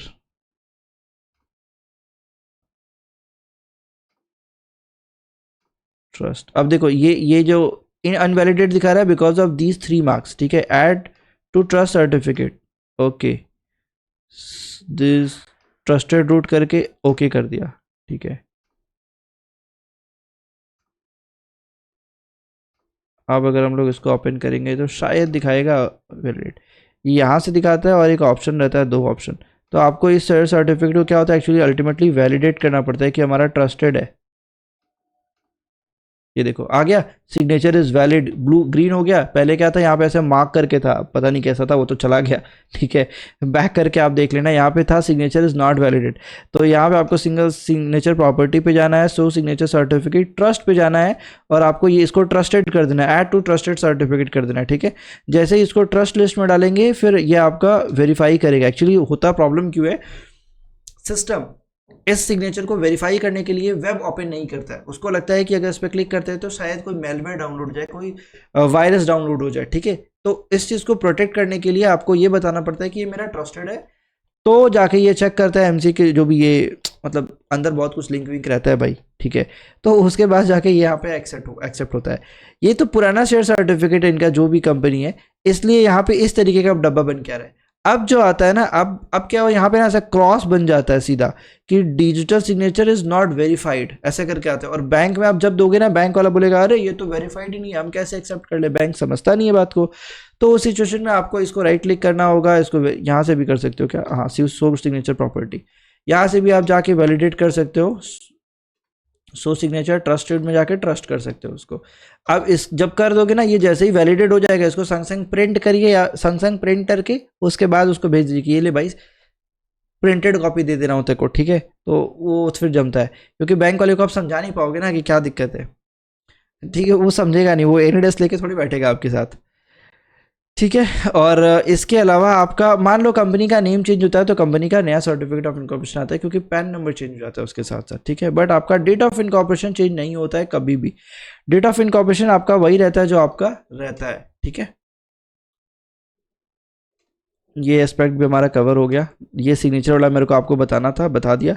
I think हमने शेयर सर्टिफिकेट कवर कर लिया, एमओयू चेंज कर लिया, एओयू चेंज कर लिया, कंसल्ट करने का प्रैक्टिकल गाइड मैंने आपको बेसिक आइडिया, बेसिक से थोड़ा ज़्यादा ही बताया यार, सर्टिफिकेट ऑफ इनकॉर्पोरेशन मैंने आपको बता दिया है। ठीक है, तो ये सारे चीज़ तो हो गए। अब हम लोग आपके प्रैक्टिकल क्वेश्चंस के ऊपर चलते हैं, जो आप लोगों ने हमसे पूछे है व्हाट्सएप करके कि भैया इसका जवाब दे दो, उसका जवाब दे दो। ठीक है, फर्स्ट क्वेश्चन आता है कि ये बहुत प्रैक्टिकल क्वेश्चन है, if company has not issued share certificate in and even after 2-3 year of incorporation can they issue them now with the old date और fresh date will be required, what is the practical approach in this situation. देखो, अब नाम तो इनका मेरे को मिला ही नहीं, तो खैर छोड़ दो। यहाँ पे क्या है ना, प्रैक्टिकल अप्रोच क्या है, देखो शेयर सर्टिफिकेट तो आपको पुराने डेट पे ही इशू होने चाहिए थे। ठीक है, जब कंपनी इनकॉर्पोरेट होती है आपको स्पेसिफिक टाइम लिमिट रहता है 120 दिन के अंदर, या हाँ 60 से 120 दिन के अंदर, मतलब 60 दिन रहता है तो आपका शेयर सर्टिफिकेट इशू करने के लिए, तो 60 दिन के अंदर आपको इशू कर देना चाहिए था शेयर सर्टिफिकेट। ठीक है, फिर भी इशू नहीं किया है तो आई विल सजेस्ट कि अगर आपका बैक डेटेड इशू हो सकता है then it's well and good, but back dated issue करेंगे तो मेक श्योर वो वही डायरेक्टर साइन करें जो उस टाइम डायरेक्टर थे। अगर ऐसा केस है जहाँ पे आपको पॉसिबल ही नहीं है कि पुराने डायरेक्टर मिलेंगे नहीं, कोई नहीं मिलेगा, कुछ भी नहीं मिलेगा, तो I will suggest go with the duplicate share issue. पुराने शेयर सर्टिफिकेट को आप बीइंग अ शेयर होल्डर आप कंपनी को एप्लीकेशन खुद ही करिए कि सर देखो हमारा कंपनी का मेरा जो शेयर सर्टिफिकेट था लॉस्ट था, कुछ अटैचमेंट, कुछ सबमिट, कुछ डॉक्यूमेंट सबमिट बना के रख लो अपने पास। अब देखो सब चीज़ नहीं बताया जा सकता है यूट्यूब पे। ठीक है, पब्लिक फॉरम है, मैं कोई practical class, practical personal room में तो बैठा नहीं हूँ कि 2 4 5 10 लोग जो इंटरेक्शन होगा हमारे बीच रहेगा। ठीक है, तो ये बहुत ऐसे लोग करते हैं, मैं वो आपको बता सकता हूँ। तो उस सिचुएशन में क्या है, आप डुप्लीकेट इशू करो, नया सर्टिफिकेट बनाओ, डुप्लीकेट स्टैम्प करो, साइन करके रख लो, फिर वो डुप्लीकेट वैलिड हो जाएगा। ठीक है, ऐसा लोग करते हैं, मैं नहीं बता रहा, मैं नहीं करता, मैं आपको सजेस्ट भी नहीं करता, बट ऐसा लोग करते हैं विच इज़ कंप्लीटली लीगल, मतलब लीगली है वो। फिर नेक्स्ट क्वेश्चन है कि while preparing share certificate how exactly distinctive number should, देखो डिस्टिंक्टिव नंबर एक्जैक्टली कैसे एलोकेट होगा मैंने आपको बता दिया है, तो आई थिंक आपका प्रॉब्लम रिजॉल्व हो गया होगा। नेक्स्ट क्वेश्चन है प्रतीका की, suppose a share certificate is already issued but later we discover that the number of shares printed on the certificate is incorrect. अब देखो, अब सर्टिफिकेट नंबर ऐसा हो सकता है कि certificate number by mistake incorrect हो, मतलब एक ही सर्टिफिकेट नंबर 2 आदमी को दे दिया होगा, 2 नंबर राम को भी दे दिए, 2 नंबर संदीप को भी दे दिए। तो अब इस केस में क्या करेंगे, अब इस केस में आप उस पुराने, अब देखो आप तब तो आप तो ऐसे कुछ कर नहीं सकते हो। ठीक है, क्योंकि वो तो ऑलरेडी इशू करके उनको दे चुके हो। ठीक है, प्रॉब्लम तब आएगा जब वो वापस शेयर सर्टिफिकेट आपके पास सरेंडर करने आएंगे या डीमेट करने आएंगे, तब बोलेंगे कि ये क्या बात हुआ, ये तो सर्टिफिकेट ऐसे कैसे पड़ा हुआ है।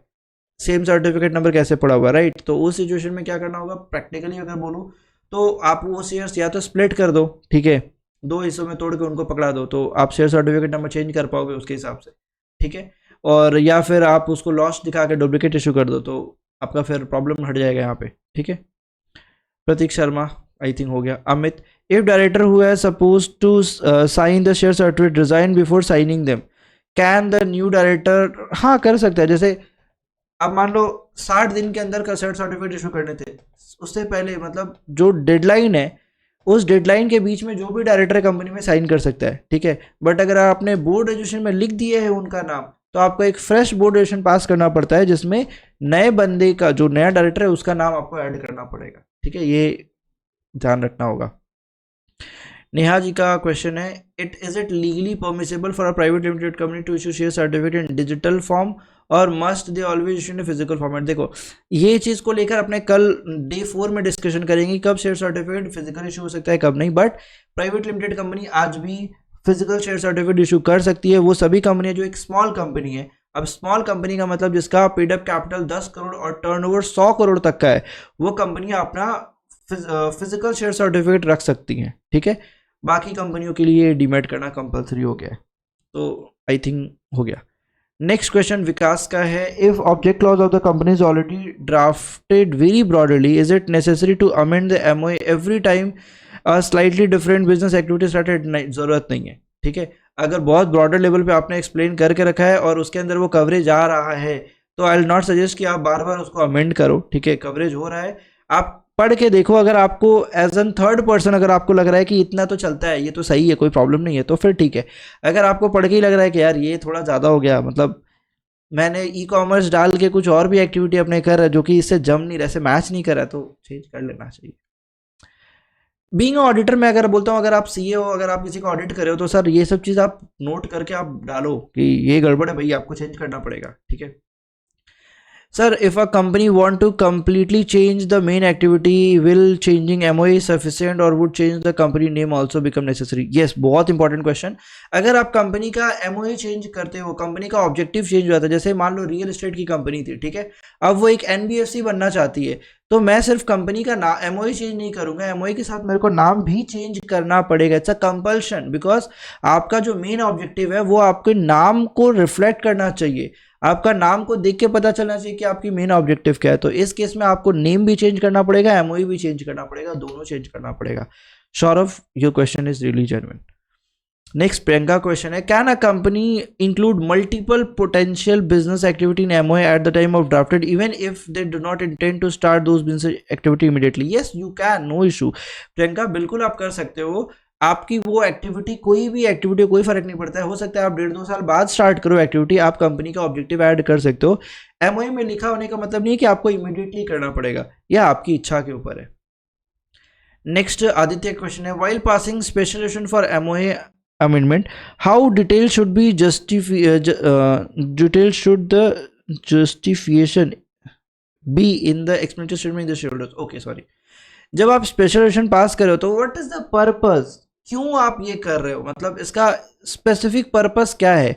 एमओई चेंज मतलब मेन ऑब्जेक्टिव चेंज करने का, डेफिनेटली नया बिजनेस अपॉर्चुनिटी आपको मिल रहा है, या हो सकता है पुराना अपॉर्चुनिटी जिसमें ऑलरेडी काम करे तो उसमें ग्रोथ नहीं है, कंपनी खत्म हो रही है, इसलिए हम लोग नया ऑब्जेक्टिव को चूज कर रहे हैं, ठीक है। तो यही ऑब्जेक्टिव चेंज करने का तो यही रीजन होता है, ठीक है। आप अपने हिसाब से उसको ड्राफ्ट कर पाओगे।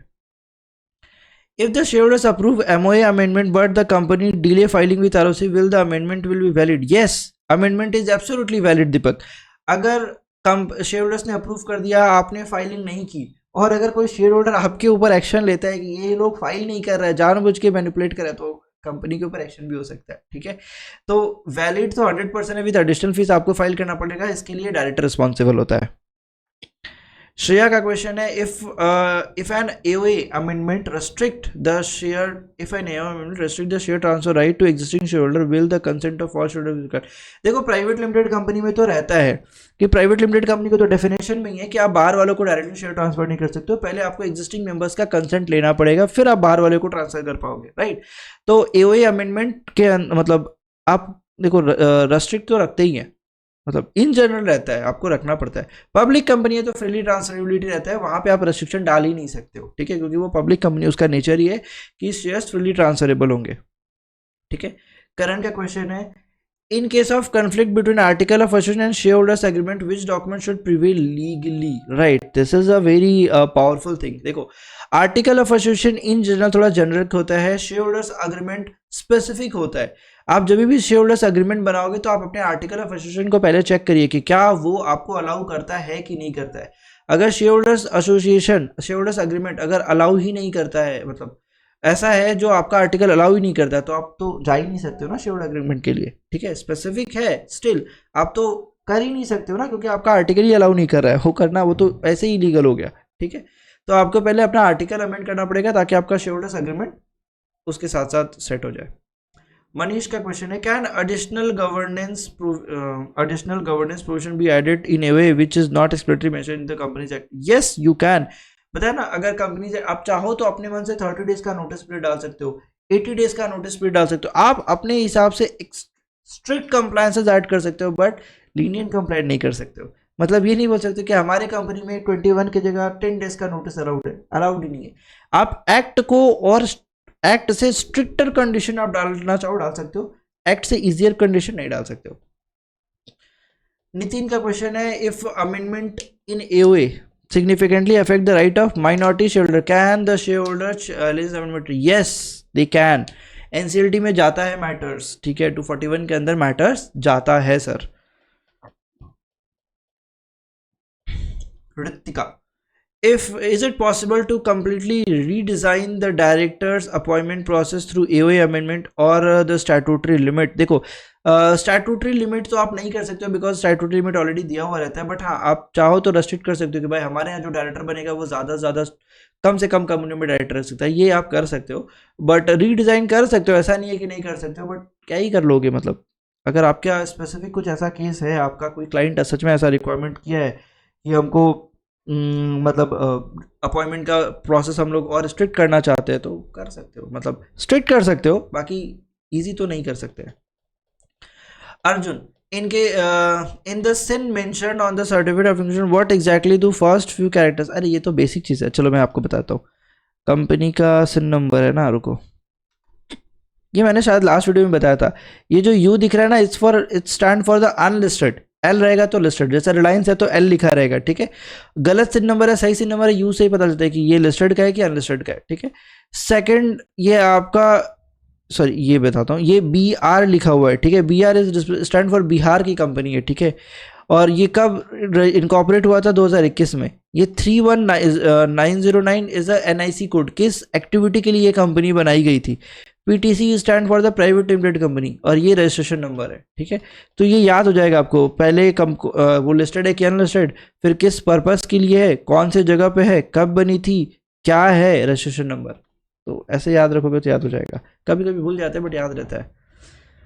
Next is Sanjay, when a company shift its registered office from one state to another, does MCA issue a complete new certificate of incorporation? Yes, आपको नया सर्टिफिकेट ऑफ इनकॉर्पोरेशन मिलेगा, बिकॉज वहाँ पे आपका बहुत कुछ चेंज हो जाता है, तो आपको नया CY मिलता है, मतलब ROC चेंज होता है ना आपका।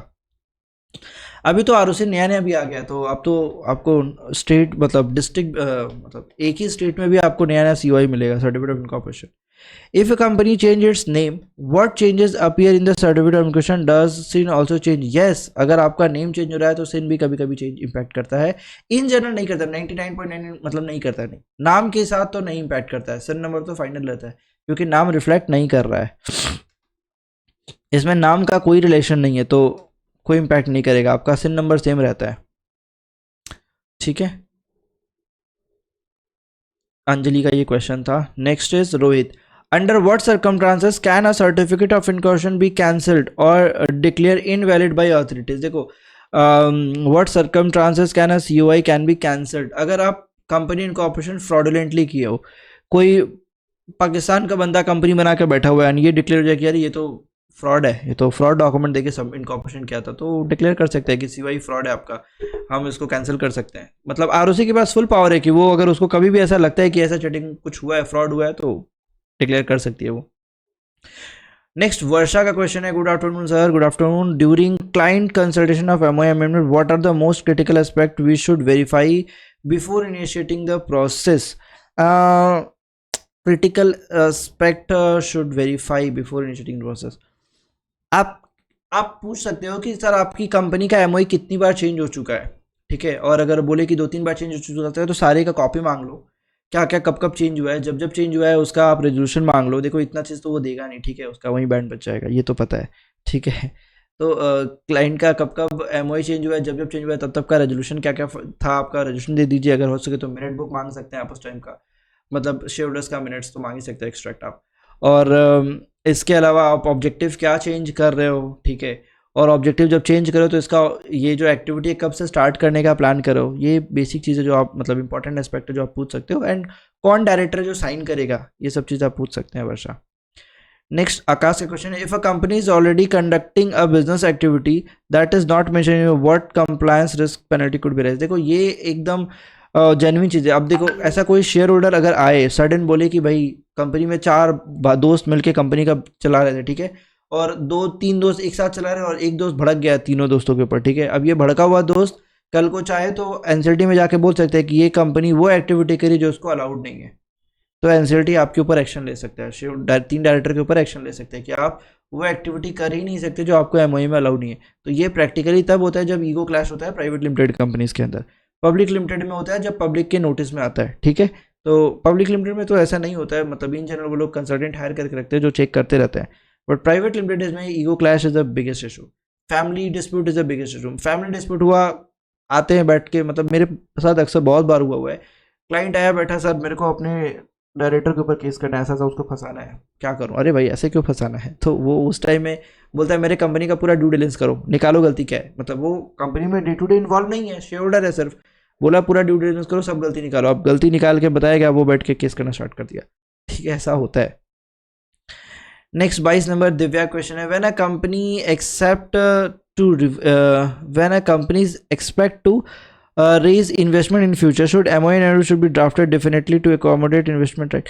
देखो ऐसा कुछ नहीं है कि आप इन्वेस्टमेंट के हिसाब से प्लान करो, ठीक है, आप अपने हिसाब से कर सकते हो, it's not a big deal, ठीक है। आप बेसिक रख सकते हो जब आप इन्वेस्टमेंट लो, और इन्वेस्टमेंट के हिसाब से तो एमओए होता ही नहीं है, ठीक है, और एओए तो इन जनरल आपका सपोर्ट करता ही है, ठीक है। बट फिर भी आपको अगर रिक्वायर्ड है, आप कुछ ऐसा प्लान कर रहे हो, आपको कुछ ऐसा यूनिक मिल रहा है, तो आप इन डिटेल डिस्कस कर सकते हो। सिद्धार्थ के क्वेश्चन है, before implementing the ESOP scheme is it necessary to first amend AOA to include. देखो अगर आपका आर्टिकल अलाउ नहीं करता है तो डेफिनेटली आपको करना पड़ेगा, अगर आपका आर्टिकल अलाउ करता है तो there is no harm. Harshit का क्वेश्चन है, if MOA and AOA amend are approved but updated document is not maintain properly in the company record, can they create complain, can that create compliance issue during inspection? Yes, आपका inspection अगर होता है sir हर्षित जी, तो definitely वो action ले सकते हैं, because registered office के अंदर आपका रजिस्टर ऑफ मेंबर्स जितने स्टैट्यूटरी रिकॉर्ड्स है वो होना कंपलसरी है। हालांकि इसके ऊपर बहुत बड़ा एक्शन नहीं होगा कभी भी, ठीक है, आप प्रिंट फॉर्म में तो रखोगे या फिर डिजिटल फॉर्म में तो रखोगे, आप यू कैन से कि हमारे पास डिजिटल फॉर्मेट में वो अवेलेबल था। Last question is from Megha, can ROC reject the application for MOA amendment if proposal object is considered vague और मिसलीडिंग?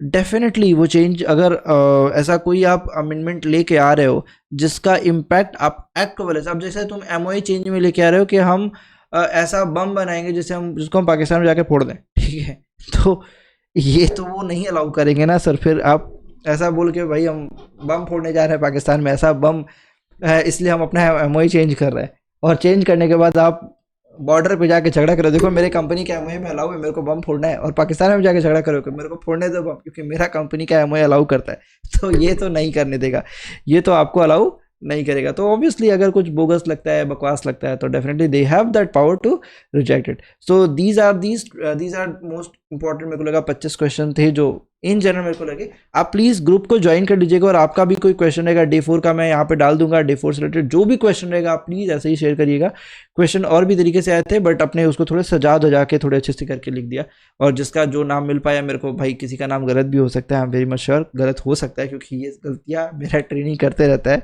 ठीक है। तो नाम गलत होगा तो प्लीज़ माफ़ कर दीजिएगा, बाकी मेरे हिसाब से तो प्रॉब्लम सॉल्व हो ही गया होगा आपका।